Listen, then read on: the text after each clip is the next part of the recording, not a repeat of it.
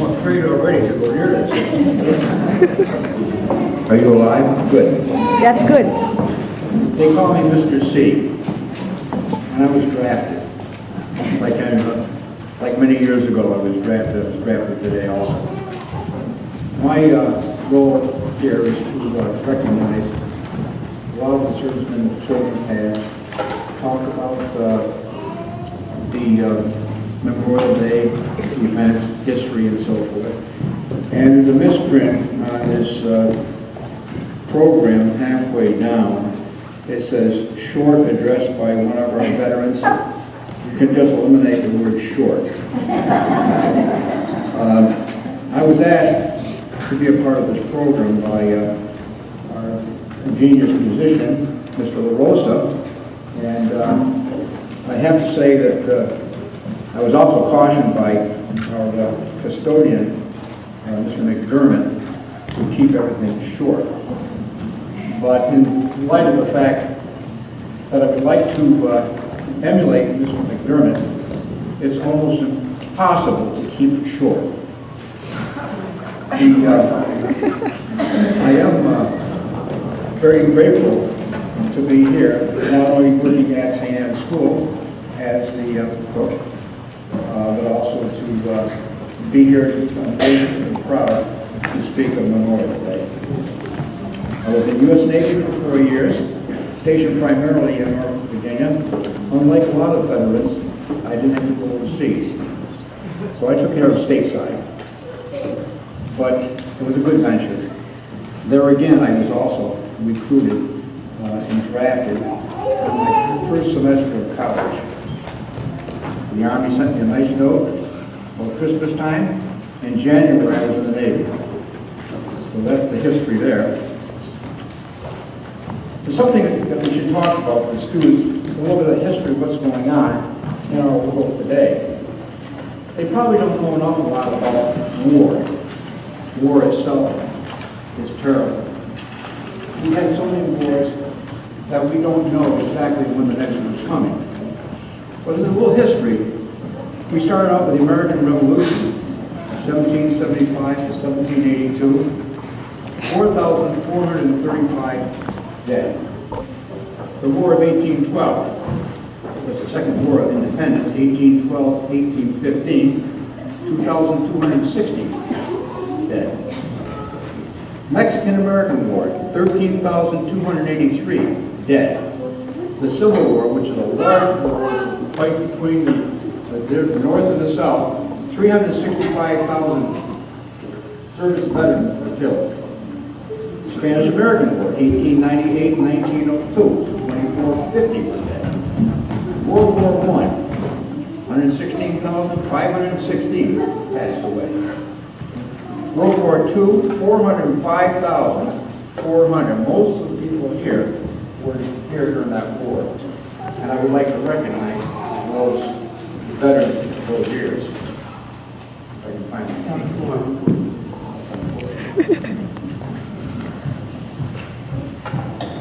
Rick Wickham, Air Force.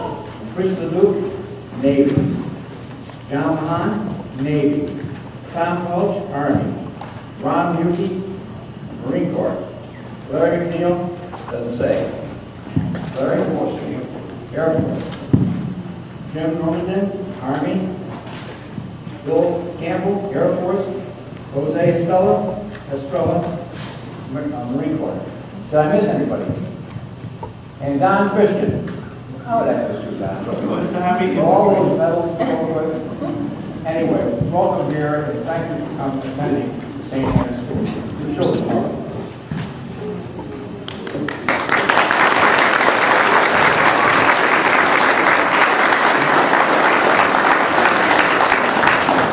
We must remember and not forget. These are two words that the students know. You can remember everything except bringing your hockey stick to the game, doing your homework you forget sometimes, but you cannot stop. You can't forget about this particular holiday, Memorial Day. I'll tell you a story about when I was 12 years old. There's a fellow named Don Brown, a good friend of my father. Can everybody hear him? No. Back there? Did you hear? All right. That better? Yes. Don Brown was in the Army, and for some odd reason they took a liking to me through my father. And periodically he would send me a gift from wherever he was, whatever country he was in. I received the Japanese yen, the German franc. I even received a Nazi flag and a German helmet, all over a period of time. And of course I was enthralled every time I thought a letter or a gift was coming. I got very excited about it, and I had a little code in my attic for my Boy Scout paraphernalia. I kept all my private things so I could have some privacy to myself at that age. Very difficult at this age to have privacy. Anyway, after 2 or 3 months, I stopped receiving these gifts. So I went to my father and I said, you know, I'm very disappointed that he stopped sending gifts. My father told me, he won't be sending you anymore. He's not coming home. That was 40, 50 years ago. I remember that. I'll never forget it. So most of us have a lot of memories of things that have happened to us that are negative in the past. Your grandfathers, uncles, friends, and so forth, all of them may have, not all, but some of them may have been in the service, and you might have had some fatalities. We pray here for that. We hope that all the servicemen today come home early.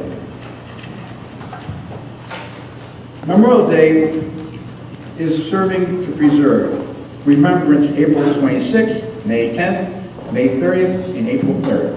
June 3rd, I'm sorry. Are observed in different states at different times. We observe it on May 31st, 2010. It was first enacted to honor Union soldiers in the Confederate South. The pay of reunification, North and South, of the Civil War. Formerly, Decoration Day. Decoration Day was the day that they went to the graves and planted the flowers for the dead. The first cities that recognized Memorial Day was Sharpsburg, Maryland, Charleston, South Carolina, Boulsburg, Pennsylvania, Petersburg, Virginia, and Columbus, Mississippi. In 1865, first Maryland observed by Professor Light of Yale, African Americans enslaved formerly Washington race course in Charleston. It was formerly a Confederate prisoner camp. The various bodies at that particular location were exhumed and sent back to their hometowns. In 1866, Columbia, Mississippi, Decoration Day was celebrating the Union, the Confederates. So you can see most of the influence of Memorial Day started in the South. Canada has a Victoria Day, which is celebrated on May 24th. The poppy seed significance. John McCrae wrote a poem, In Flanders Field. The poppy seed became synonymous with bloodshed, with sorrow, and with recognition. In 1868, the proclamation by General John Logan officially proclaimed as National Commander of the Grand Army of the Republic. In 1973, New York State was first to officially recognize this holiday for the northern states. The South refused to recognize this until after World War I. In 1915, Moynihan Michel replied to John McCrae with a poem. We cherish, too, the poppy red that grows on fields where valor led. It seems to signal to the skies that blood of heroes never die.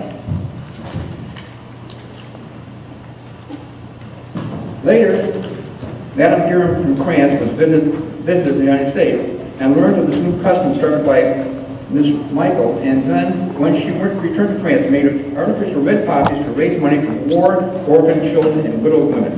This tradition spread to other countries in 1921. The Franco-American Children's League sold poppies nationally to benefit war orphans of France and Belgium.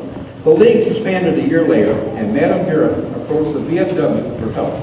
Shortly before Memorial Day, 1922, the VFW became the first veterans organization to nationally sell poppies. 2 years later, their Buddy Poppy program was selling artificial poppies made by disabled veterans. In 1948, the United States Post Office honored Miss Michael. So you can see that the Memorial Day history stems back to the south, to the north, and now confined in our country to recognize those people who allow us to be here. The servicemen of the past allow you to go to school, allow me to work, allow us to be free. All the wars that we go to or have been at have been the force of freedom. And the United States will continue to do that. Hopefully, there'll be an end to all wars. You can pray for that.